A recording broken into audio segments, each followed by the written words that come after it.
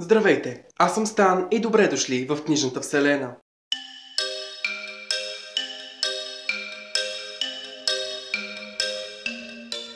Днес реших да направя едно видео, което съм виждал при американските буктюбъри и то е 25 книжни факта за мен. След като видях видеото, седнах и на една тетрадка просто почнах да пиша всичко, което се сещам, че правя, харесвам или ме дразни. Така че приятно гледане и нека започваме. Номер 1. Предпочитам да чета физически копия пред електронните книги. Просто обожавам чувството, когато хвана книга и е в ръцете ми и мога да разлиствам страниците, а електронните книги не ми дават това.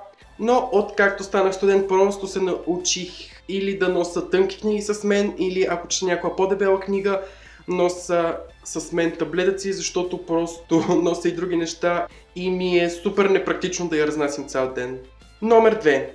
Никога не съм препрочитал книга, въпреки че имам любими книги, никога не съм чувствал желанието да ги препрочета, може би защото още твърде много помня какво се случва с тях, а искам да позабравя някои неща. И следващото е номер 3.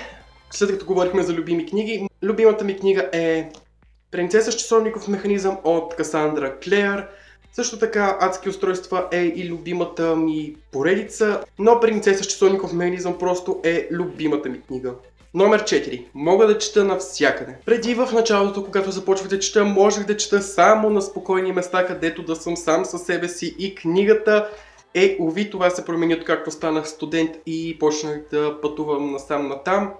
В момента мога да чета във всякакви условия, навсякъде, при шум. Мисля, че е супер добре, защото буквално мога да чета навсякъде. Номер 5. Обичам да си купувам евтини книги. И това не означава, че обичам да си купувам книги на ниска корична цена, просто обичам да си купувам книги с намаление. От много време не съм си купувал книга на коричната и цена. Мисля, че последната книга, която си купих на корична цена, беше Летни дни и летни нощи, а това беше лятото на 2016. От тогава си купувам или книги втора употреба, или книги, които намирам с намаление. Номер 6. Не обичам, когато книгите имат обложки. Добър пример за това е Езикът на умирането на Сара Пинбъра. Наистина корицата ми харесва, но просто не обичам самите книги да имат обложки, просто дразнат ме. Не знам защо просто не слагат самото изображение на самата корица, ще да е много по-хубаво. Номер 7.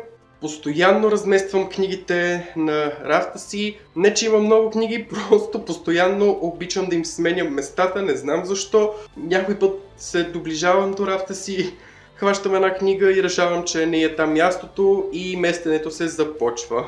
Номер 8. Понякога, когато чета книга и в нея има описание било то на герой или място, мога до такава степен да почна да си представя място, че просто спирам да чета и с целите си усилия се опитвам да си представя как изглежда обстановката или как изглежда самия герой. Номер 9. Използвам Goodreads повече от Facebook. Номер 10. Не обичам да чета дебели книги. Може да звучи глупаво, но когато видя някаква дебела книга, просто знам, че ще трябва да отделя супер много време. Знам, че няма да разбера бързо края и това някак си ме обезкуражава. Номер 11. Обожавам книги с картинки. Има само една книга, която ме е оставила като емоционална развалина и това е Колко голяма е голямата любов от Явор Веселинов. Краят просто беше толкова тъжен за мен, че след като приключих книгата се обадих на най-добрата си приятелка да ми вдъхне малко живот, че тотално бях се сринал. Книгата е уникална.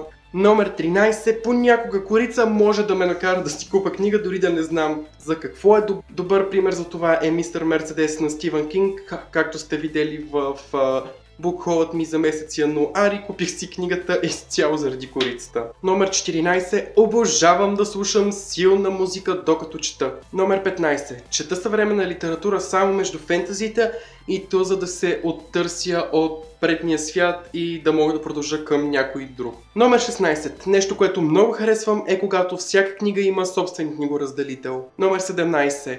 Всеки месец си купувам между 3 и 5 книги, но понякога кривам от този интервал и може да достигна до към 8 до 10, което не е добре за джобът ми. Номер 18. Харесва ми как изглеждат книгите с твърди корици на рафтът ми, но що се отнася до четене, предпочитам да чета книги с меки корици.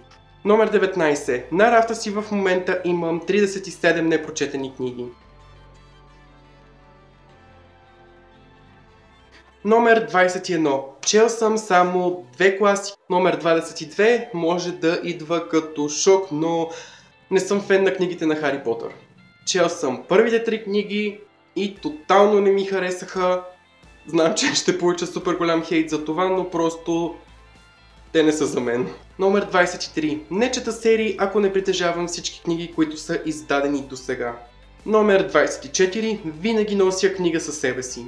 И накрая номер 25. Когато кратна някоя книга не ми харесва или нещо в него не ми е достигнало, просто в главата си пренаписвам историята по този начин, по който аз съм искал да се развие.